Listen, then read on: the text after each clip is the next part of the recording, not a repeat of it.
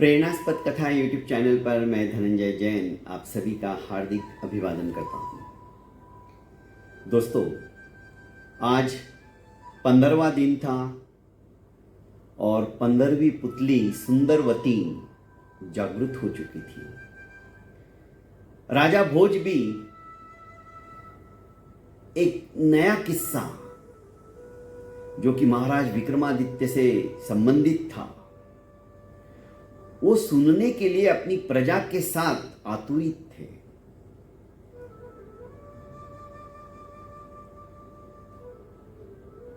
पुतली सुंदरवती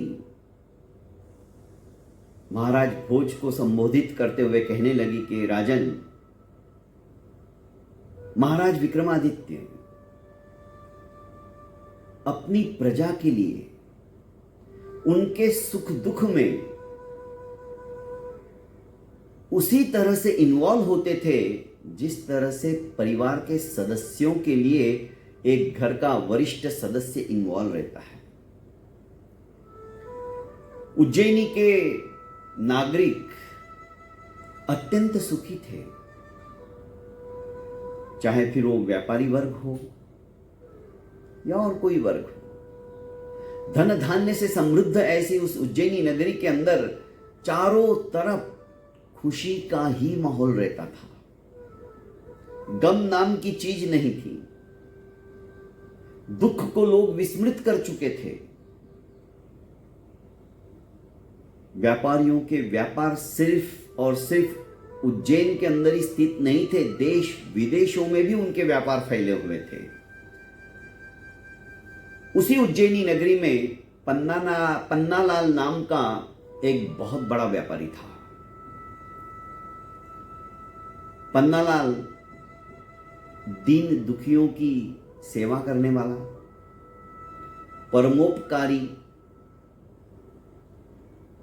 सबको साथ लेकर चलने वाला, दुखियों के दुख को देखकर उसका हृदय द्रवित हो जाता था।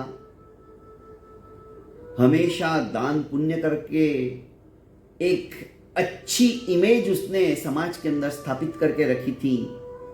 व्यापार में भी किसी को धोखा नहीं देता था। फलस्वरूप उसका व्यापार देश विदेशों में फैला हुआ था। एक ही लड़का था, हीरालाल। हीरालाल भी अपने पिता के ही पद चिन्हों का अनुसरण करने वालों में से था। वो भी दयालु था, मुक्त हस्त से गरीबों को दान देता रहता था। सुंदर था, विचक्षण था, बुद्धिमान था। पिताजी के व्यापार को उसने बहुत जल्द समझकर कई गुना आगे बढ़ा दिया था।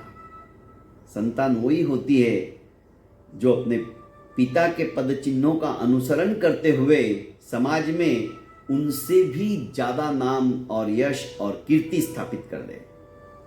हीरालाल के अंदर समस्त गुण विद्यमान थे। जैसे ही वो सयाना हुआ, यौवन के दहलीज के ऊपर उसने अपने कदम रखे तो पन्नालाल को चिंता सताने लगी कि इसके जैसी ही योग्य, सुलक्षणा, विचक्षणा, सौंदर्य से परिपूर्ण, सेवाभावी, परिवार को लेके चलने वाली ऐसी कन्या यदि मिल जाए तो बहुत जल्द इसका भी विवाह करके इसे दाम्पत्य सूत्र के अंदर आबद्ध कर दिया जाए। सेठ यत्र तत्र सर्वत्र अपने बेटे हीरालाल के लिए सुयोग्य कन्या का अन्वेषण किए जा रहे थे। इतने में एक ब्राह्मण ने आकर कहा कि सेठ जी, समुद्र पार एक द्वीप पर आप जैसे ही धनाढ्य सेठ रहते हैं, उनकी कन्या अत्यंत सुयोग्य है, विचक्षण है, नारी के प्रत्येक गुण उसके अंदर विद्यमान है। यदि उसके साथ हीरालाल का विवाह हो गया तो यह साक्षात राम सीता की जोड़ी जैसी जोड़ी बनेगी। क्योंकि पहले जमाने के अंदर ब्राह्मण देवता या इस तरह से रिश्ता लाने वाला वस्तु स्थिति को सामने रखते थे। ऐसा नहीं कि चीज है क्या और बताते कुछ और है, ऐसा नहीं हुआ करता था। ब्राह्मण देवता की बातों को सुनकर पन्नालाल के मन में आया कि क्यों नहीं यह रिश्ता तय हो जाए, तय कर लिया जाए। उसने ब्राह्मण देवता को यथोचित सामग्री देते हुए, भरपूर धनराशि देते हुए ये कहा कि ब्राह्मण देवता आप उस द्वीप पर जाइए और हमारी तरफ से ये रिश्ता लेकर उन्हें निवेदन कीजिए कि हमें यह रिश्ता मंजूर है। यदि आपको भी मंजूर है तो विवाह का मुहूर्त निकाला जाए। ब्राह्मण देवता शगुन की सामग्री लेकर उस द्वीप पर पहुंच जाते हैं। कन्या के पिता से मिलते हैं। पन्नालाल के इकलौते पुत्र हीरालाल के बारे में सब कुछ बताते हैं। उनको भी यह रिश्ता बहुत अच्छा लगता है और ब्राह्मण देवता के सामने ही उनको वापस शगुन देते हुए रिश्ता पक्का कर लेते हैं। विवाह का मुहूर्त निकाला जाता है, सब कुछ तय हो जाता है। ब्राह्मण देवता पन्नालाल जी के पास आकर कहते हैं कि मैं विवाह का मुहूर्त भी तय करके आया हूं। इस बीच जैसे जैसे विवाह का मुहूर्त नजदीक आता है, तूफानी बारिश शुरू हो जाती है। नदी नाले पूरे परिपूर्ण हो जाते हैं। कहीं से भी जाने का मार्ग दृष्टिगोचर नहीं होता। सेठ के लिए यह अप्रत्याशित बात थी। उन्होंने स्वप्न में भी नहीं सोचा था कि ऐसे पावन अवसर पर इस तरह से भी विपत्ति आ सकती है, क्योंकि द्वीप तक जाना, रास्ते सब अवरुद्ध हो चुके थे। चारों तरफ जल ही जल नजर आ रहा था। समस्त पृथ्वी जलमग्न हो चुकी थी।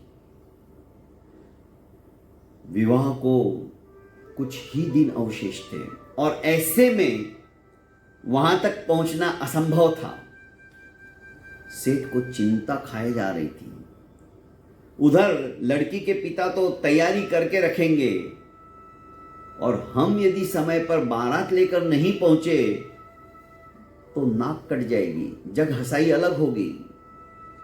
चिंता में थे वही ब्राह्मण जिसने रिश्ता तय किया था। पन्नालाल जी के पास आता है और कहने लगता है, आप अपनी समस्या हमारे महाराज विक्रमादित्य को जाकर क्यों नहीं सुनाते हो? आखिर वे प्रजा वत्सल्य है। प्रत्येक समस्या का समाधान चुटकी बजाते हुए कर सकते हैं। और हां, मैंने सुना है कि उनके पास पवन वेग से उड़ने वाले घोड़े हैं और आकाशगामी रथ भी है। आप जाकर अपनी समस्या तो रखिए और हिम्मत करके सब कुछ बताते हुए कह दीजिए कि आपका रथ और वो घोड़े मुझे कुछ समय के लिए दीजिए। वे शायद आपकी बात नहीं टालेंगे। सेठ पन्नालाल महाराज विक्रमादित्य के पास पहुंच जाते हैं। उदास चेहरे को देखकर राजा विक्रमादित्य सेठ से पूछते, क्या बात है? बहुत चिंतित हो, चिंताग्रस्त हो, ऐसी कौन सी विकट समस्या आन पड़ी है आपके ऊपर? सेठ पन्नालाल हाथ जोड़कर समस्त स्थिति से महाराज विक्रमादित्य को अवगत कराते हैं और कहते हैं अंत में, अब मैं क्या करूं? इकलौता लड़का है, विवाह का मुहूर्त निकला, उस समय में यदि हम बारात लेकर नहीं पहुंचे तो जग हंसाई अलग होगी और नगरी का नाम भी उसके ऊपर एक धब्बा सा लग जाएगा। उज्जैनी के सेठ के साथ में रिश्ता तय हुआ था और वे आए नहीं। अब वर्षा यहां पर, अतिवृष्टि यहां हो रही, वहां तो नहीं हो रही ना। वे तो निश्चिंत होकर अपनी तैयारी में लग चुके हैं। मैं क्या करूँगा?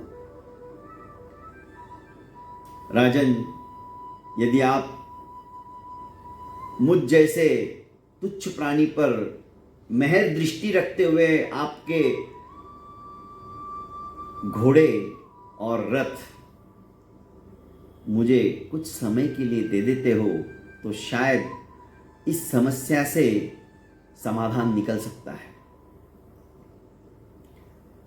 महाराज विक्रमादित्य मुस्कुराते हैं और कहने लगते हैं, आप निश्चिंत रहिए, 2 दिन के अंदर यह सब कुछ तैयारी हो जाएगी और आप बराबर विजय मुहूर्त पे, जिस समय में लग्न की घटिका का मुहूर्त निकाला है, उससे आप पहले ही वहां पर पहुंच जाओगे। उन्होंने अपने अस्तबल से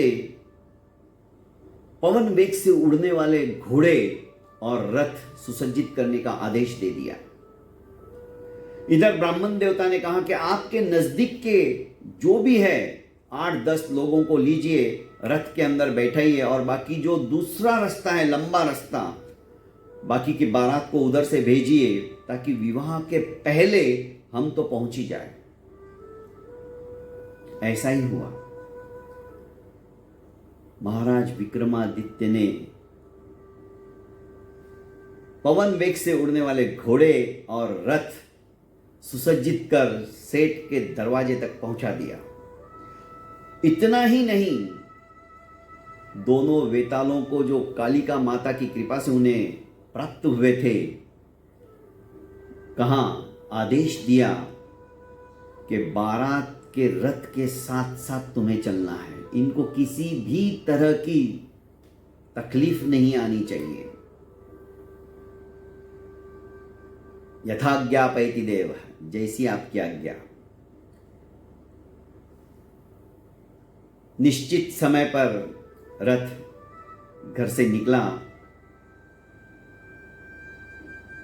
सरपट रास्ते पर दौड़ते हुए जैसे ही समुद्र किनारा आया, चारों तरफ देखा जाए तो वैसे पानी ही पानी था। रास्ता दिखाई नहीं दे रहा था, कहां से लेके चले।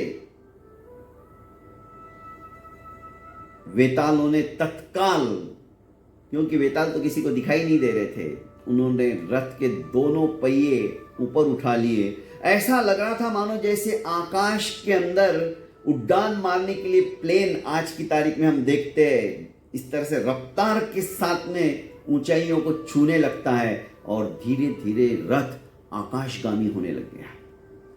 सेठ और जो भी बैठे हुए थे इस तरह से आजू बाजू देखने लगे। नीचे सुविशाल जल राशि थी। दोनों पहियों को दोनों वेतालों ने उठा के रखा था और आकाश से द्रुत गति से वे उसी द्वीप पर पहुंच रहे थे जहां पर कन्या थी। सेठ पन्नालाल और हीरालाल और साथ में बैठे हुए आश्चर्यचकित हो यह सब कुछ नजारा देख रहे थे। उस द्वीप पर पहुंचे, विवाह संपन्न हुआ। विवाह के पश्चात वापस वे उसी तरह से उज्जैनी के अंदर पहुंचे। बड़े जोर शोर से उनका विवाह हुआ था। वहां की जनता भी उस अद्भुत रथ को देखकर आश्चर्यचकित हो चुकी थी। सभी ने दांतों तले उंगलियां दबा ली थी। यह तो दिव्य शक्ति से परिपूर्ण रथ के अंदर आया है। हमारी बेटी तो पन्नालाल सेठ के यहां पर अत्यंत सुखी रहेगी। सही रिश्ता तय हुआ है। जो ब्राह्मण देवता कह रहे थे कि राम और सीता की जोड़ी की तरह इनकी जोड़ी रहेगी, सचमुच में वैसा ही है। जब उज्जैनी वापस लौटे तो सेठ अपनी पुत्र वधू के साथ और पुत्र के साथ घर पर नहीं गए, वे सीधे विक्रमादित्य के वहां पर पहुंचे। विक्रमादित्य के पास पहुंचकर उन्होंने वर वधू को आशीर्वाद देने के लिए कहा और राजा विक्रमादित्य का बखान करते करते उनको धन्यवाद कैसे दे शब्द नहीं सूझ रहे थे पन्नालाल जी को, पर उन्होंने थक भी नहीं रहे थे बोलते बोलते कि ऐसा अद्भुत नज़ारा हमने नहीं देखा, हमने कल्पना भी नहीं की थी और आपने हमें इतनी बड़ी समस्या से नजाकत दिला दी। आपका उपकार हम जिंदगी भर नहीं भूलेंगे। महाराज विक्रमादित्य ने सुंदरवती पुतली कहती है 15वीं कि राजन, महाराज विक्रमादित्य ने वे घोड़े और वो रथ आशीर्वाद स्वरूप पन्नालाल के पुत्र हीरालाल को सप्रेम भेंट दे दिए कि मेरी तरफ से भेंट स्वीकार करो, आपको अच्छे लगे आप ले जाइए। सेठ गदगद हो गया। इस तरह से महाराज विक्रमादित्य थे। किसी के मन में बस आना चाहिए कि क्या अद्भुत लीला हमने देखी है, काश हमारे पास अपना होता। पर ऐसी तो इच्छा भी राजा के सामने उन्होंने जाहिर नहीं की थी। पन्नालाल सेठ के तो भाग्य ही खुल गए। हीरालाल पन्नालाल दोनों पिता पुत्र अपने भाग्य की सराहना करते करते थकते नहीं थे। राजन, क्या महाराज विक्रमादित्य की तरह इस तरह का अद्भुत गुण, जो कि दैव शक्ति से प्राप्त रथ, आकाशगामी रथ, पवन वेग से उड़ने वाले घोड़े तक, जिनके ऊपर राजा का अपना अधिकार था, सबसे प्रिय थे, वो चीज भी उन्होंने हंसते हंसते उनको भेंट स्वरूप दे दी। यदि ऐसा कुछ गुण आप में विद्यमान है तो आप सहर्ष इस सिंहासन के ऊपर समारूढ़ हो जाइए, अन्यथा नहीं। बहुत बहुत धन्यवाद दोस्तों।